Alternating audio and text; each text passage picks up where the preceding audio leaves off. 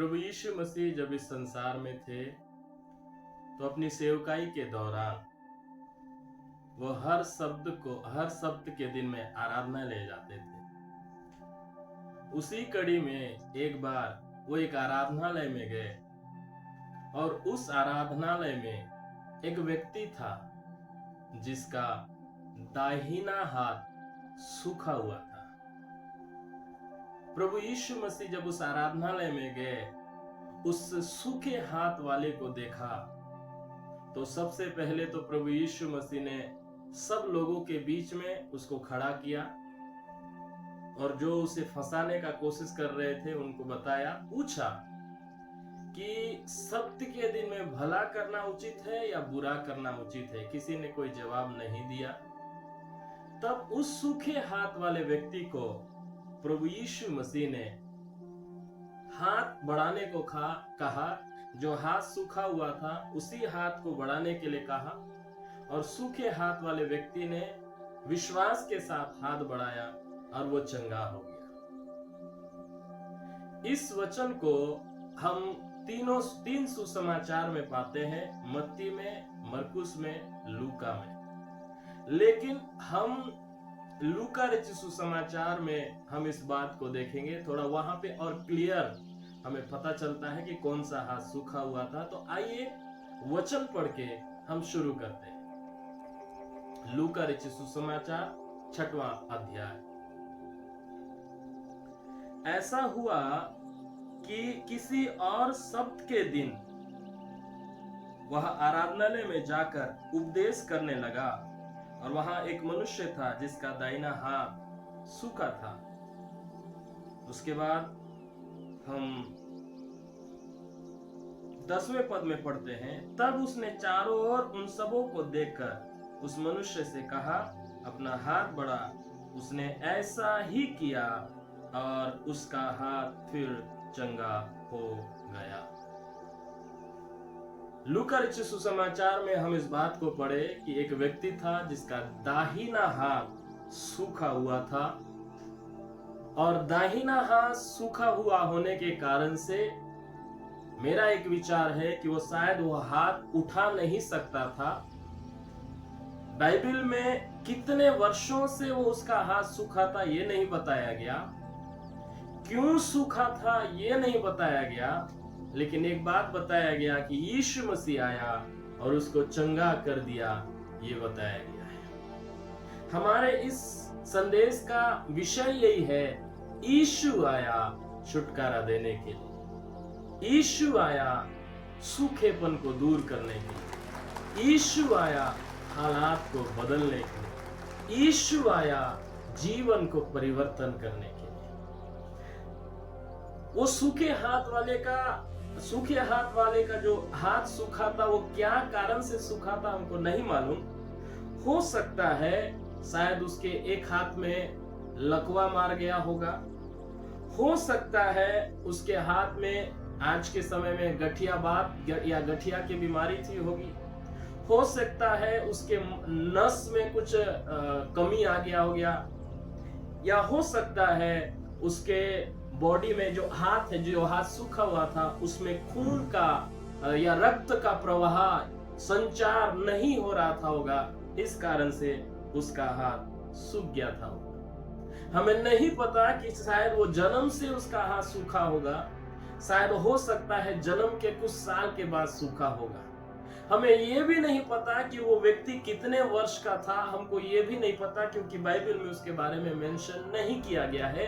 लेकिन मैं एक बार फिर से दोहराना चाहता हूँ, एक बात कहा गया है कि यीशु आया और उसे छुटकारा मिल गया। सूखा हुआ हाथ उसकी जिंदगी के लिए, उसके शरीर के लिए बोझ था। और केवल सूखा हुआ हाथ की बात की नहीं की गई है, दाहिने हाथ की बात की गई है। दाहिना हाथ उसका सूखा हुआ था। पहले सूखे हुए हाथ के विषय में हम देख रहे हैं कि उसका सूखा हाथ उसके लिए बहुत परेशानी का कारण था। एक हाथ से काम करना, एक हाथ से दिन को चलाना, जीवन को चलाना, उसके शरीर को चलाना मुश्किल था। उसका सूखा हुआ हाथ ना केवल उसके लिए तकलीफदायी था, बल्कि उसका सूखा हुआ हाथ उसके लिए एक बोझ था। आप कल्पना कीजिए कि आपका एक हाथ सूखा हुआ है और वो कुछ काम नहीं करता, तो आपके लिए, आपके शरीर के लिए वो हाथ बोझ बन जाता है। और वो ना केवल उस बोझ को लेके चल रहा था, बल्कि वो सूखे हुए हाथ के कारण से बहुत सारे कामों को भी वो करने में असफल था। बाइबल बताता है, विशेष करके लूका रचित सुसमाचार में, दाहिना हाथ सूखा हुआ था। दाहिना हाथ उसका सूखा हुआ था।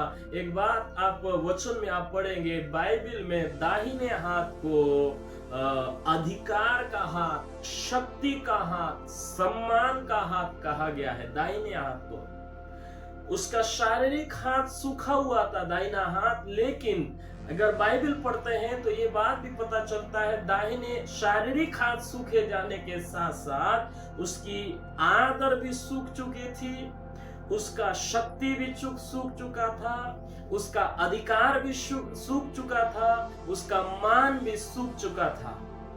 और वो दाहिना हाथ उसके लिए बल का कारण था, लेकिन वो सूख चुका था।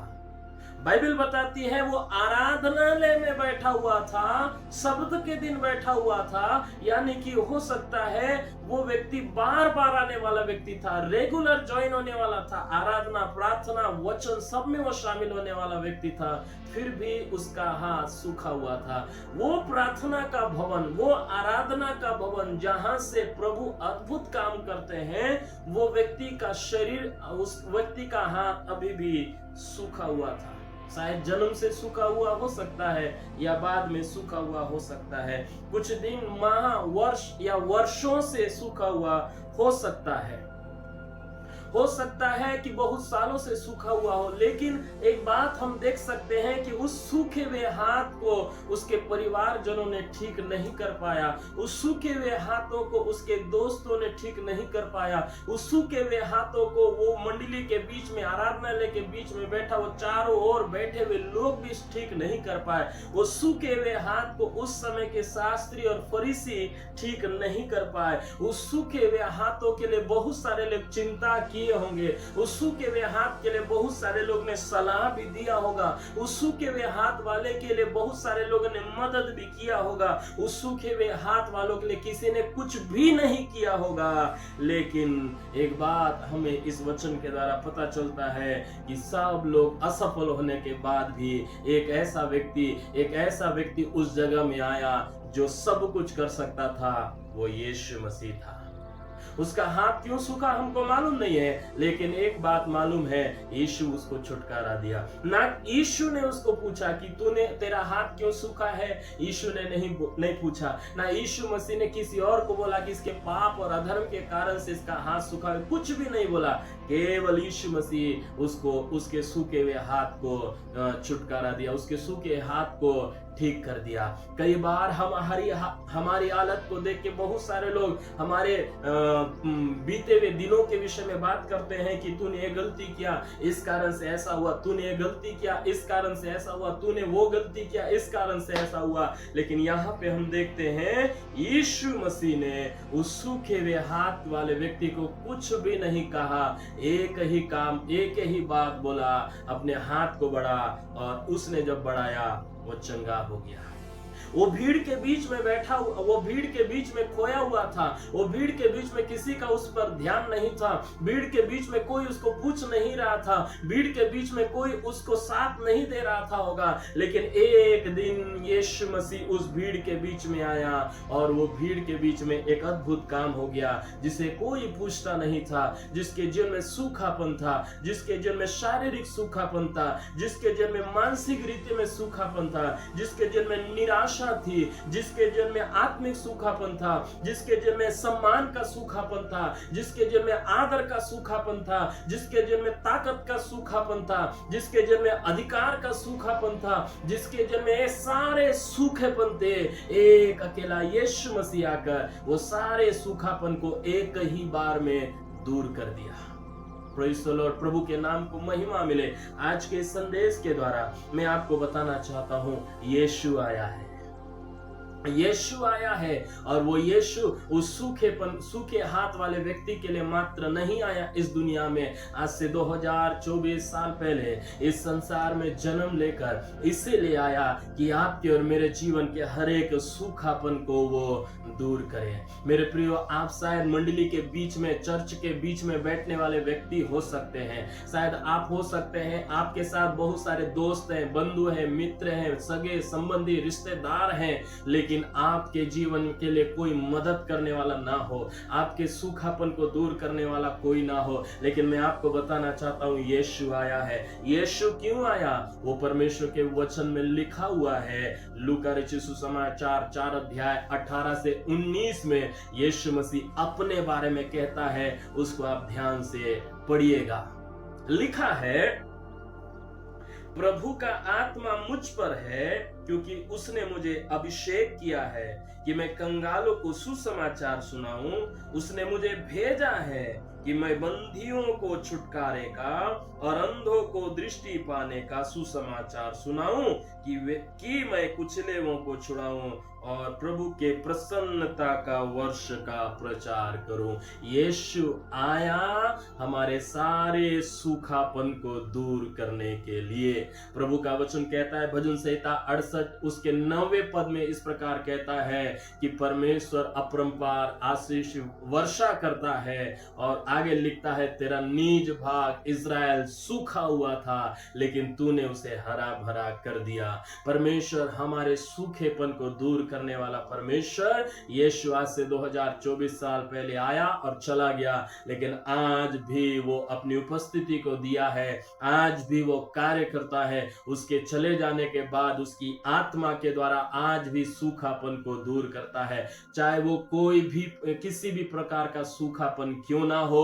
यीशु का वचन कहता है, वो बंदियों को छुटकारे का, चाहे आप किसी भी सूखेपन के बंधन में क्यों ना पड़े हो, आप यदि शारीरिक सूखेपन में पड़े हो, यदि आप मानसिक सूखेपन में पड़े हो, यदि आप भौतिक सूखेपन में पड़े हो, यदि आत्मिक सूखेपन में पड़े हो, सब बातों के लिए वो योग्य है, सब बातों को करने में वो सामर्थ्य है, सब सूखापन को दूर करने में वो सामर्थ्य। यीशु आया केवल देने के लिए। प्रभु का वचन यदि हम पढ़ेंगे, हम सुसमाचारों में पढ़ेंगे, तो यीशु मसीह ने किसी से कुछ नहीं मांगा, केवल उसने दिया। लोगों को चंगाई दिया, लोगों को आशीष दिया, लोगों को छुटकारा दिया, लोगों को शिक्षा दिया, लोगों को सलाह दिया, सब कुछ यीशु मसीह ने दिया। और अंत में उसने क्रूस पर अपने आप को दे दिया, ताकि प्रभु का ताकि वो वचन पूरा हो जाए जिसमें लिखा हुआ है, उसने अपने आप को हमारे पापों के लिए दे दिया, ताकि इस बुरे संसार से हमें छुड़ाए। उसने हमारे पापों को अपने ऊपर ले लिया,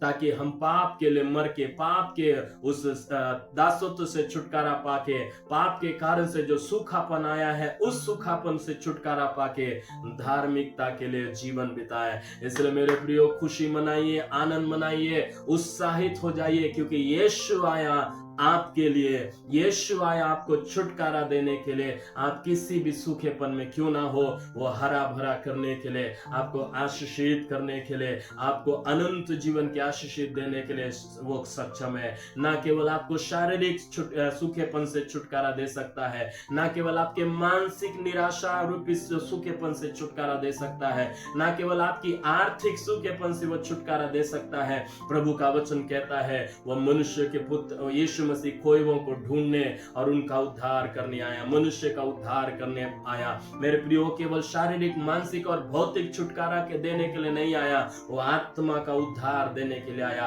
आपको अनंत जीवन के लिए हरा भरा करने आया, अनंत जीवन का वो सूखापन को दूर करने के लिए आया। जो अनंत जीवन का सूखापन आपके और मेरे मित्रों के द्वारा नहीं हो सकता था, स्वर्गदूतों के द्वारा नहीं हो सकता था, संतों के द्वारा नहीं हो सकता था, वो किसी के द्वारा नहीं हो सकता था। आपका और मेरा आत्मिक सूखापन, अनंत जीवन का सूखापन किसी कर्म कांड से नहीं हो सकता था, वो केवल यीशु के द्वारा हो सकता है। और वो यीशु आज से 2024 साल पहले आया, क्रूस पर बलिदान हो गया और हमारे सूखापन को दूर करने के लिए उसने अपना पवित्र लहू को बहाया, ताकि हमारा हर एक सूखापन दूर हो जाए और हम सूखेपन को लेके प्रभु के पास नहीं, बल्कि अपने जीवन के आनंद और खुशी को लेके प्रभु के पास आए। हम रोते हुए प्रभु के पास नहीं, आनंद के साथ प्रभु के पास आए। क्यों?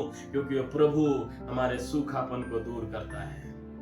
मेरे प्रियो, मुझे सुनने वाले आप शायद विश्वासी हो सकते हैं, आप चर्च जाने वाले हो सकते हैं, या मुझे सुनने वाले आप अविश्वासी भी हो सकते हैं। आप कोई भी क्यों ना हो, आप चर्च जाने वाले हो ना जाने वाले हो, आप बाइबल पढ़ने वाले हो या ना पढ़ने वाले हो, सबके लिए एक ही संदेश है, यीशु आया है आपका सूखापन को दूर करने के लिए। लेकिन यहाँ पे उस व्यक्ति को यीशु ने क्या कहा?